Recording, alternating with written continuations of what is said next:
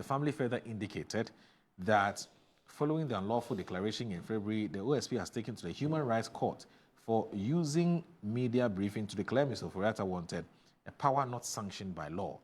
The family is not happy that despite the pendency of the case, which is scheduled for a ruling on June 18, the special prosecutor on June 2 disregarded the ongoing proceedings and contemptuously repeated the declaration of Mr. Ofori-Atta as a wanted person, even though he was ready for a video-recorded interview while attending to his health, to allow the OSP to elicit a caution statement until he's fit to return to Ghana. So, Mr. Kwesi Pratt, the family of Mr.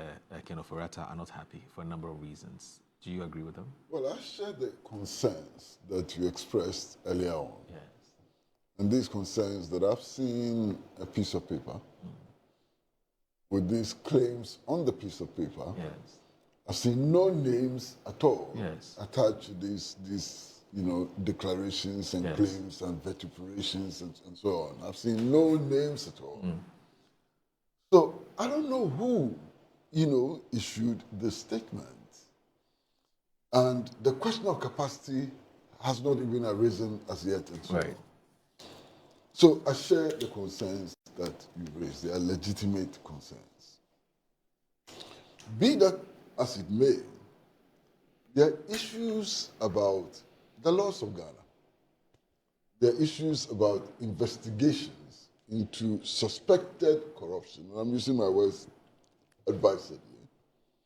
And there are issues about, really, the presence of persons of interest, suspects and accused persons, in investigations and so on. Now, I think to start with, the law is very clear that no accused person or no person who is likely to be accused has a duty to assist with investigations which will lead to their own prosecution. So even if you commit murder, you cannot be forced to make a statement. You understand? And in some cases, I'm told that even if you commit murder and you plead guilty, the judge would enter a plea of not guilty on your behalf and so on, because of the processes and so on. So Mr. Ofori-Atta, either as a suspect or a person of interest in investigations and so on, is not under any obligation to provide any evidence to the special prosecutor or to answer any questions from the special prosecutor.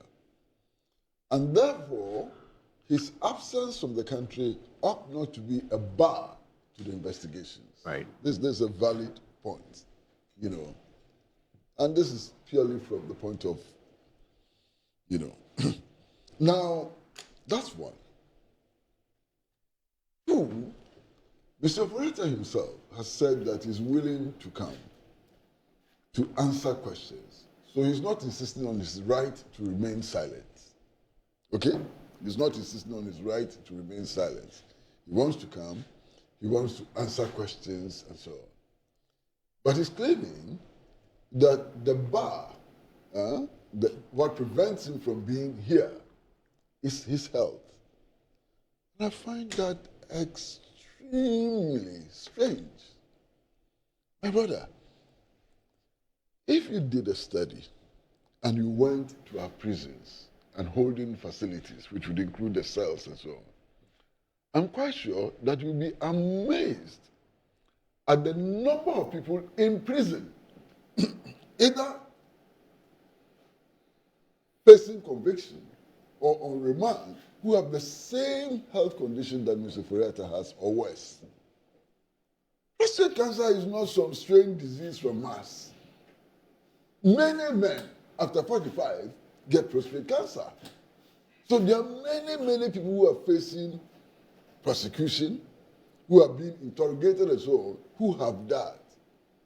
And I think one of the things that our law does is to state very clearly the principle of equality before the law. You understand? Now, last week, my good friend Felix Ofosu-Kwakye brought up the case of somebody who was tried in the ambulance matter. The guy who was claimed was partially blind at the time, He had health conditions which were so debilitating he couldn't walk. That's Mr. Animena. He was in a wheelchair. And so the health ministry. Aye. Under the previous administration, he was wheeled to court to face trial. Right. How is Mr. Ofori-Atta different from this guy? In terms of rights, in terms of law and so on. How is he different from this guy? He's certainly not different from this guy. Then, my brother, there's something else which I find most interesting. Okay. Mr. Ofori-Atta claims that the reason why he cannot be in Ghana to assist with investigations and so on is his ill health. Yes. How do you prove ill health? Do you prove ill health by sending laboratory reports? You don't send laboratory reports. When I read the statement which was made on his behalf, that statement indicated that he was willing yes. to show, how do they call it, a pathologist laboratory examination report to the OSP. How do they call it? Is it a biopsy? A biopsy. Yes. That's a laboratory report. Yes. That's a laboratory report. Now, somebody like Mr. Ken Ofori-Atta, given who he is and what he became and so on, he doesn't know that a laboratory report is not valid evidence of illness. But haven't you seen the doctor's letter to all of us? Hold on, my brother, hold on. I'm coming. I know what I'm talking about. Okay? So a lab report is a useless document. It doesn't attest to anything. Yes. That's number one. Number two, a Ghanaian citizen has written to the hospital in question. Okay. Yes, a Ghanaian citizen has written to the hospital in question. Okay. Asking about just basic facts. Is he in the hospital? Is he being looked after? Would his health condition be sufficient grounds for him not coming to Ghana and so on? And the medical facility wrote a very simple response. It says, we don't disclose anything about our patients if they are patients. Really? Yes. This is very interesting. And that facility said, we would not even tell you whether we are looking after him or we are not looking after him. Finished. But that's the same facility that sent us the biopsy. The same facility whose medical doctor sent us a letter saying that the man is being treated for these medical So conditions. doesn't that raise questions? So something doesn't add up. So many things don't add up. You see, many things don't add up. And this person who has written to the hospital to get some to inquire about some basic facts. You know it as a fact, or this is what I know it as a fact, and I was reluctant to mention names, but if you push me, I will. Okay. 2 days ago, yes, I watched Kevin Taylor. Okay.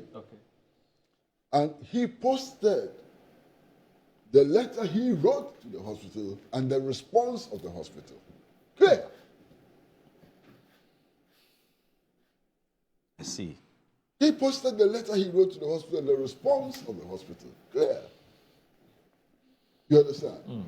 So there are questions, there are doubts, and so on. Now, whatever it is, there is also evidence of people having been tried in absentia and convicted in absentia. Yes. I don't see why the OSP, if he sees with facts, sufficiently suggesting corruption on the part of Mr. Ken Ofori-Atta, cannot proceed with prosecution. There's no reason why he should be here before the process of prosecution can start and even end with the possibility of a conviction. So the SP should get on with his job. He should get on with his job. But if there's no hindrance. But if a description of somebody as being a fugitive from justice is raising all kinds of issues, imagine the person is convicted. What it means is that wherever you are, do we stop prosecution because issues are being raised? Do we stop conviction because issues are being raised? Not at all. Do we stop investigations because issues are being raised? We don't. So that the person in question must understand that whether or not you decide to come to town, or whatever to happen to you, once a decision is made by the court, that's a bit more serious. Yeah, you will not have the right to defend yourself. You are waiving your right to defend yourself. In fact, last week when this matter came, I remember Mr. Kwesi Pratt was saying that, of course, based on interactions he's had with some lawyers, you know, it serves the purpose of somebody who is being investigated to make yourself available, you know, because that's, of course, if you believe that you're innocent, you make yourself available for the process to take place. It's better for you than to avoid it. If you are convinced that you are innocent, and you can prove your innocence at the level of investigations, it stops the trauma of having to go to court and all of those things. Unless, of course, the prosecution is malicious. And there are instances of malicious prosecution and so on. So it's in your best interest to cooperate with the investigating authorities in order to establish your innocence so that the matter doesn't travel beyond investigation. But if you don't care, I mean, and these choices, you know, there are many choices, and we make the choices with our eyes open. So if Mr. Ofori-Atta's choice is not to cooperate with the investigators, that's fine, no problem. That should not stop the investigators from doing their work. It cannot stop the investigators from doing their work. Is there something in particular that Mr. Ofori-Atta has with regards to these investigations, which his absence will prevent the investigators from having? I don't see it. Perhaps the only ingredient which will be missed will be the determination of his demeanor. His demeanor, because in investigations, a person's demeanor can also become a factor in the investigations. That's the only thing which can be missed. But that's not substantial enough to hold investigations or to stop investigations. So OSP should carry on with its work. Well, as for those who feel aggrieved, who feel that his rights are being violated and so on, Master, a few months ago, anything that happens, if you open your mouth small, no, NPP people tell you, go to court. Have you forgotten? Master, have you forgotten?